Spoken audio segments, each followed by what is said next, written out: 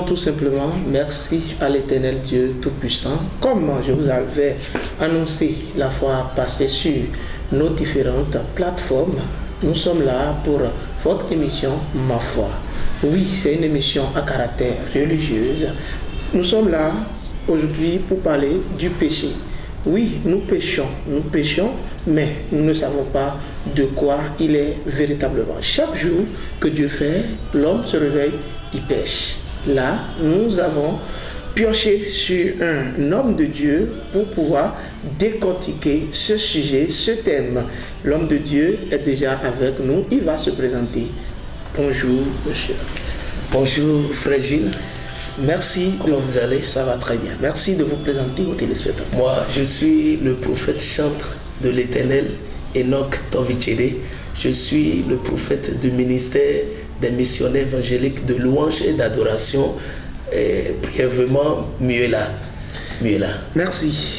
Merci à vous aussi. Aujourd'hui, nous voyons et nous entendons dans la parole biblique, l'on parle du péché. Ouais. Selon vous, qu'est-ce que le péché et qu'est-ce qu'on peut comprendre par la parole biblique du péché? D'abord, je vous remercie pour cette occasion que vous avez accordée à l'Esprit de Dieu de faire révéler la connaissance de sa parole. La Bible dit, mon peuple périt faute de connaissance. Tous ceux qui vivent ici-bas représentent le peuple de Dieu. Oui. Alors, s'ils n'ont pas la connaissance de Dieu, ils vont périr sans la connaissance. Alors, quel sera donc le jugement? Donc le jugement, ce jugement-là ne concerne plus Dieu. Maintenant, c'est très bien d'avoir la connaissance de la parole de Dieu. Vous avez demandé ce que c'est le péché. Quand nous nous référons à ce que la Bible nous dit dans 1 Jean, la Bible nous dit que le péché, c'est la transgression de la loi. Donc le péché, brièvement, sa définition, c'est la transgression de la loi. Maintenant, nous parlons de péché de nos jours. Quand est-ce que le péché est né? Maintenant, pour remédier à la question du péché, il faut aller à l'origine du péché, à la naissance du péché. C'est quoi le péché? Et comment est né le péché? Donc, selon la connaissance que le Saint-Esprit m'a donnée, je vais dire que le péché est né depuis le jardin d'Éden. Quand il y avait la chute entre Adam et Ève. Oui. Donc c'est de là il y avait la naissance du péché. D'abord, il faut reconnaître dans Romains 3, verset 23 que tout le monde est pécheur d'abord. Que tu sois né d'un père saint ou pur là, si tu es déjà une créature de Dieu, tu es déjà pécheur. Vous m'écoutez bien? Parce qu'il y a une notion de créature et de création et de récréation. Donc, à l'origine de la création, nous étions tous saints, purs. Donc, Dieu a créé Adam et Ève saints et purs. Donc, c'est quand il y a péché que la nature humaine a été corrompue, c'est-à-dire le sang originel, le sang pur de Dieu dans le corps de l'homme a été corrompu et que ce sang est devenu désormais un sang du péché. Vous comprenez un peu? Maintenant, quand on dit quand, vous demandez quand et comment on peut dire que quelqu'un est pécheur? Moi, je vais simplement répondre que c'est quand l'intéressé est né. Tout homme est pécheur. Oui, monsieur le prophète, tout homme est pécheur. Oui. Nous connaissons aujourd'hui maintenant que tout homme est pécheur. Oui. Voilà. Aujourd'hui, nous voyons dans les églises et un peu partout, on dit il faut pécher, mais il ne faut pas trop pécher. Oui, comment vous expliquez? Il faut pécher, il ne faut pas trop pécher. Cette notion-là n'est pas trop biblique, n'est pas aussi précisément biblique. Parce que il faut comprendre que quand l'on fait le péché, l'on commet le péché aujourd'hui, on dit tu vas à l'église et on te bénit et le péché est effacé. Maintenant tu reviens, tu fais la même chose. Comment vous expliquez cela? Ok.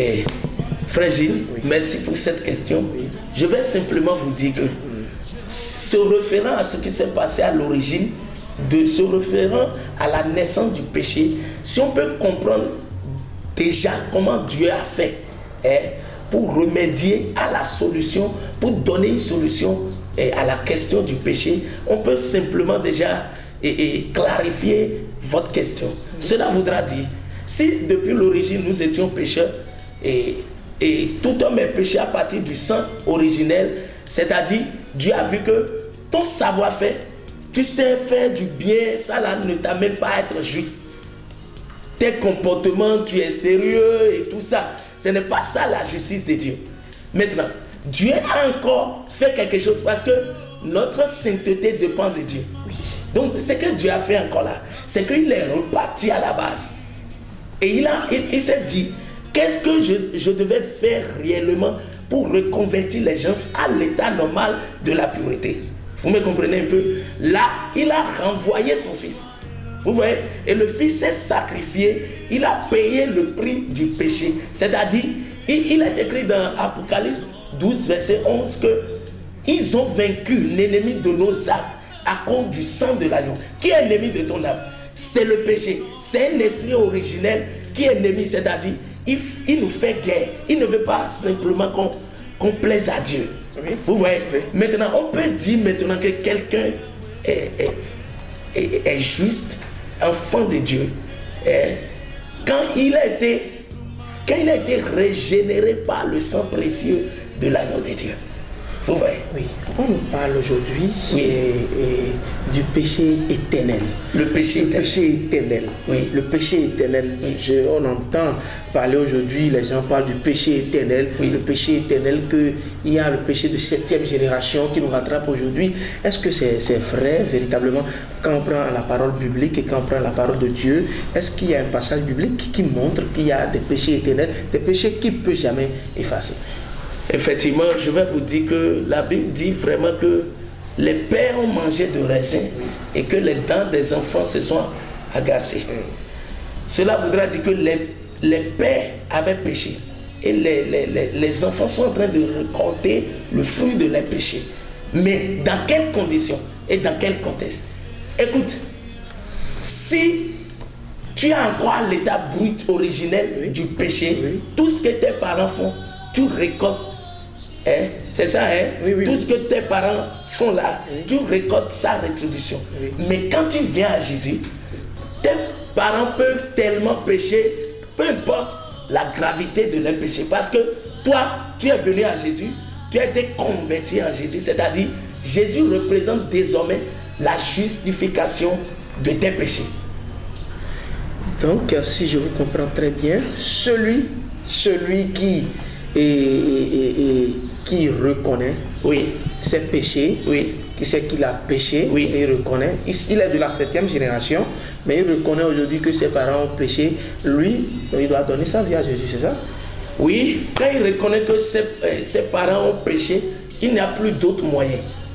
Le seul moyen pour être régénéré, pour être pardonné du péché, de tes propres péchés, du péché des parents et du péché originel, c'est que tu viennes à Jésus et que tu crois que quelqu'un a été sacrifié pour toi. Il a payé le prix de ta régénération. Merci, prophète Enoch. Merci, frère Gilles. Nous n'allons pas trop parler sur ce thème. Oui. Nous avons déjà décortiqué un peu ce qu'on peut dire. Okay. Vous allez donner une requête de prière pour les téléspectateurs de Kankeke TV. Ok, alléluia. Oui. Chers bien-aimés dans le Seigneur, d'abord je voulais dire que tout homme est venu de Dieu. Que tu sois animiste, musulman, chrétien, tu es l'amour de Dieu debout. Tu es l'amour de Dieu manifesté et par la création. Et je voulais prier avec quelqu'un. Parce que là, nous venions de nous entretenir sur la question du péché. Alors, quand le péché est banni de la vie de quelqu'un, la justice de l'Éternel prend la place. Et quand la justice prend la place réellement, l'intéressé est né de nouveau. Si tu es né de nouveau, tu prospères à tous égards. C'est pour ça qu'il est écrit, bien-aimé, j'aimerais que tu prospères à tous égards, comme prospère l'état de ton âme. C'est-à-dire, Jésus est venu Et il est venu régénérer ton âme qui dormait, qui était dans la mort, et que tu es un esprit éveillé, une âme née de nouveau. Alors je prie pour quelqu'un maintenant, au nom puissant de Jésus-Christ. Je sais que beaucoup nous suivent, qui ont été attachés, qui ont été liés, qui sont sous l'emprise du péché. Ils cherchent à s'en sortir de ce péché, mais ils n'arrivent pas. D'autres sont sous l'emprise de la masturbation, sous l'emprise de la fornication, de l'adultère, du vol. Des fois, ils se disent, je ne sais pas pourquoi je pêche. Je voulais te dire, quelqu'un a payé un prix pour toi. Toi qui m'écoutes, quelqu'un a déjà payé le prix pour toi. C'est que le sang des veaux, le sang des veaux, des taureaux ne peut pas effacer tes péchés. Lui-même, il s'est fait pécher pour toi, afin que tu reçoives la justice. Maintenant, je prie pour toi, par le biais de la justice de Dieu, que tu sois impacté par la grâce du pardon de Jésus-Christ maintenant. Au nom puissant de Jésus-Christ. Je prie une fois encore, afin que Dieu, par sa volonté, t'amène dans la condition de la nouvelle naissance, afin que tu crois à sa parole, afin qu'il te donne un esprit disposé pour écouter sa parole, pour être désormais son enfant, au nom puissant de Jésus-Christ. Que la grâce de l'éternel Dieu soit avec quelqu'un qui a prêté ses oreilles pour écouter la parole de Dieu. Amen. Amen. Amen. Amen, chers téléspectateurs. Voilà, vous avez compris ce qu'est le péché, comment appréhender aujourd'hui le péché. Vous le savez très bien, le chantre Enoch vous a décortiqué, il vous a donné aussi des requêtes de prière. Le chantre vous a entretenu sur le péché. Chers téléspectateurs, si vous avez besoin de nous, le numéro qui défile en bas, appelez-nous, écrivez-nous pour vos requêtes de prière. Nous sommes là pour vous satisfaire sur votre émission Ma Foi. À bientôt.